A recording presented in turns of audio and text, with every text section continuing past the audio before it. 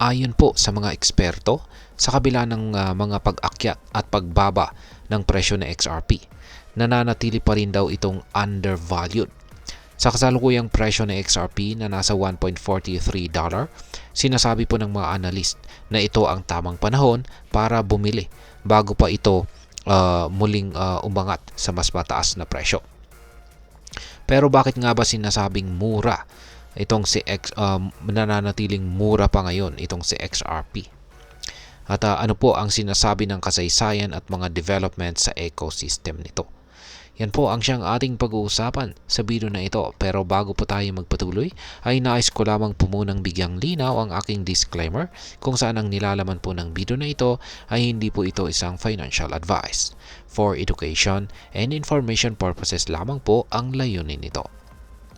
At ayan, ano po ba ang sinasabi ng mga eksperto tungkol dito sa presyo ng XRP? Ayon po kay Pharaoh, isang kilalang crypto analyst, ang pagbili dito kay XRP sa kasalukuyang presyo nito na $1.40 ay maituturing pa ring isang bargain or murang-mura. Para sa kanya ay kapag tinitingnan ang potensyal ni XRP at ang posibilidad ng paglago ng presyo nito sa hinaharap, ang bawat $100 na investment ngayon ay maaring magkaroon ng mas malaking halaga pagdating ng panahon. Pinapaalalahanan po niya ang mga investors na zoom out o tignan ang mas malawak na larawan, lalo na ang kasaysayan ni XRP at ang kasalukuyang development sa technology at regulasyon nito. Ipinapakita po nito na kahit na medyo mabagal ang paglago ng XRP sa ilang taon, malaki po ang posibilidad na babalik po ito sa peak nito at lampasan pa ang dating all-time high nito. Ngayon ay paano po nakakatulong ang kasaysayan or historical performance nitong si XRP? Kung babalikan po natin ang historical performance ni XRP, makikita po natin ang malinaw na halimbawa ng kanyang ROI or return on investment. Yan, sa mga bumili ng XRP noong November 2023, nakita po nila ang higit na 134% na kita or gain ngayong November 2024. Pero kung titignan ang tatlong taong window or 3-year window, marami po ang nalugi dahil mas mababa pa rin ang kasalukuyang presyo nito kumpara noong peak price nito noong taong 2021.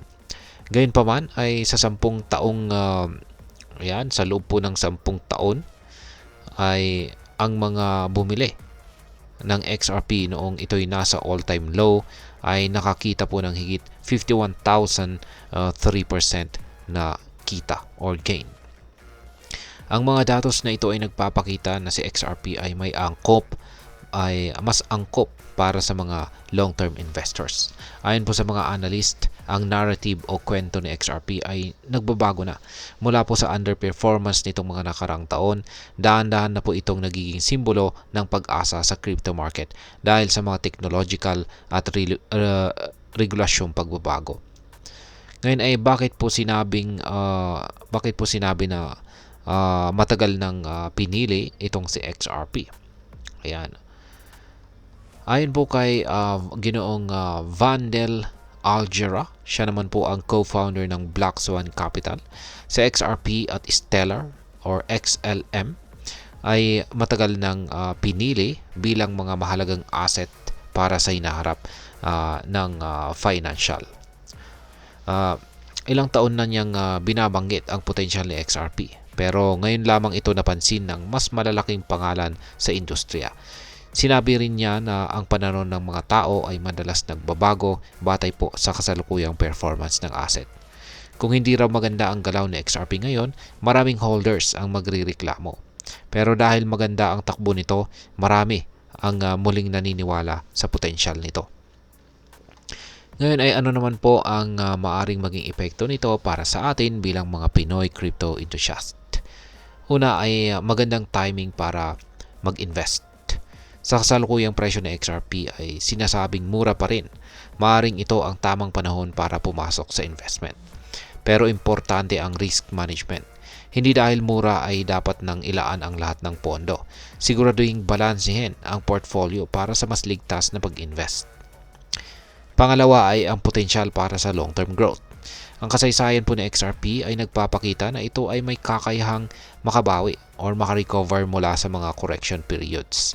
Pero para sa mga Pinoy na naghahanap ng long-term investments, si XRP ay maaaring maging isang solid na pagpipilian. At ang pangatlo ay ang pagkakaroon po ng malinaw na plano sa regulasyon. Sa paglilinaw ng regulasyon kay XRP, mas nagiging lehitimo po ito bilang isang asset. Ito ay mahalaga para sa mga Pinoy traders dahil nagbibigay po ito ng kumpiyansa na si XRP ay hindi po basta-basta mawawala sa market. Ngayon ay ano naman po ang aking masasabi tungkol dito? Para sa akin, si XRP ay nananatiling isang promising na investment, lalo na para sa mga handang maghintay at tumingin sa long-term horizon. Ang mga developments sa technology nito at ang mas malinaw na regulasyong nakapalibot dito ay positibong senyales para sa hinaharap nito. Pero tandaan, ang crypto market po ay volatile, kaya't huwag kalimutang gawin ang masusing pag-aaral bago pa mag-invest. At ayan, sa tingin mo ba ay sulit bang mag-invest kay XRP sa presyong ito? Kung oo, ano ang plano mo para sa iyong crypto portfolio? Kung hindi pa, ano ang mga hadlang na nakikita mo? I-share po ang inyong mga sagot sa comment section at huwag pong kalimutang mag-subscribe para sa mas maraming crypto updates. Marami pong salamat sa panonood, ingat po tayo lagi at God bless po sa ating lahat.